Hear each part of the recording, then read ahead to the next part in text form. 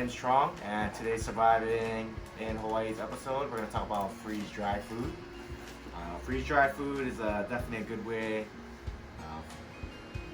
for people that go backpacking, right, camping, hiking. Very lightweight. It's also good for emergency food preparation as well too. So the difference between freeze drying and then dehydration is that freeze dry actually takes out more moisture. It takes about 90% out of the food product. Makes it really lightweight, right? While dehydration is about 80%. I think the process is easier too. Or it takes less. About the same time, probably. Yeah. But look at like what happened in Texas with their freak snowstorm. You know, people didn't have any power, water, food. They couldn't leave their houses. Right. So the people that were prepared, they just needed to boil a little bit of water, and then they had, food ready to go. Yeah, had a local Hawaii lady that lived in Texas.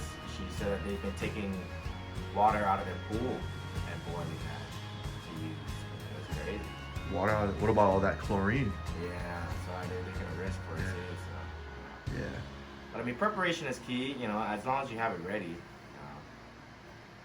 then you'll always be prepared, right? Yeah. That's one thing less to worry about. You always have it in the back of your mind. So it's good. Yeah. So we're gonna do taste tests. Some people like to eat it dry. Some people, right? You can add water to it to rehydrate it. Yeah. The food you need to add water. Hot water, and then it soaks it up. Yeah. Yeah. So some of them you can add cold water too. So being in Hawaii, what kind of situations will we be in that we will need to eat this kind of food? Yeah. Majority would be like tsunamis, floods. We can get a lot of rain. Yeah. Hurricanes. Thunderstorms, big storms,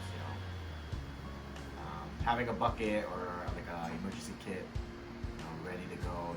It's always definitely a good thing, beneficial thing. Yeah. So what kind of recipes do you think you want to come up with?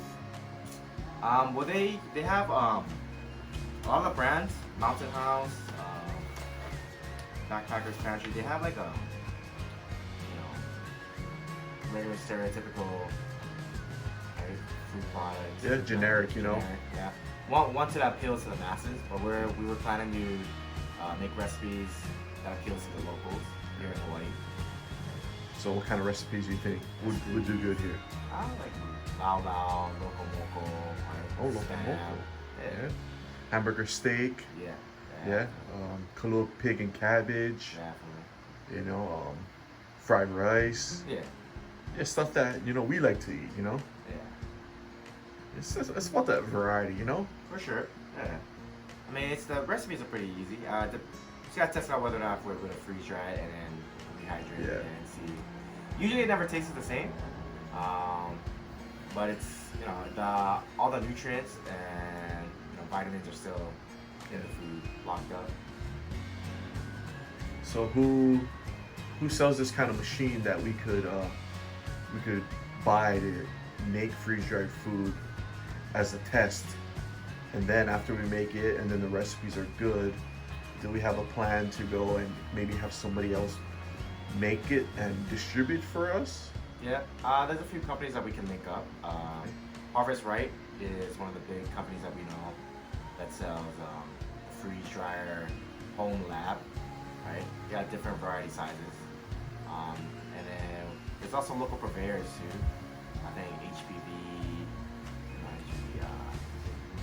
Hawaii Foods Company. So talk about those machines first, like from Harvest Right. They got different sizes. Yeah, different sizes to do different batches. And you can do, multiple types of food at once, right? Right. Yeah, desserts, proteins, fruits, snacks. Yeah, they're relatively cheap too. You know, good investment for sure.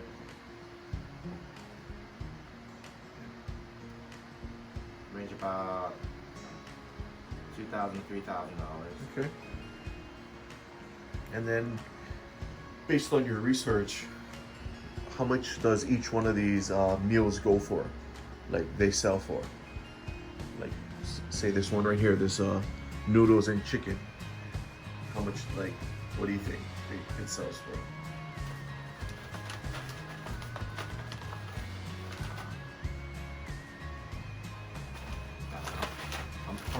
You bought it as a whole kit, right? Yeah, probably about $10. You know. $10? Yeah. Yeah.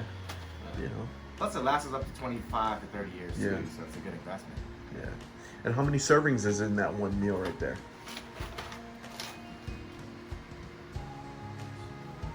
About 2.5 servings. Okay. Yeah. So you can get quite a bit out of it, you know. Yeah. Very So lightweight. for around $10 you get almost over 2 meals, you know. Yeah. Which is great. You know, and in a situation like a hurricane, or a tsunami, which takes out, you know, say the boat harbor, and we can't get food, Right. we don't have to depend on, you know, other people providing us Yeah. food or waiting in line at Costco or. Yeah. So if you That's have what a this lot of people- food now, yeah, In Texas are waiting too, right? They're waiting for the They're waiting government help support, exactly. right? Everybody else coming in for like insurance, plumbing as well too. But what happens when the government can't help themselves? Yeah. Why would you think they're gonna help you? Exactly. So It's always good to be prepared for sure. You know, you gotta be able to help yourself, right? In order to help others. yeah. So if we do this business, right, we need to make sure that for every kit we sell or bucket we sell of this food, we donate some to, you know, those food banks and stuff.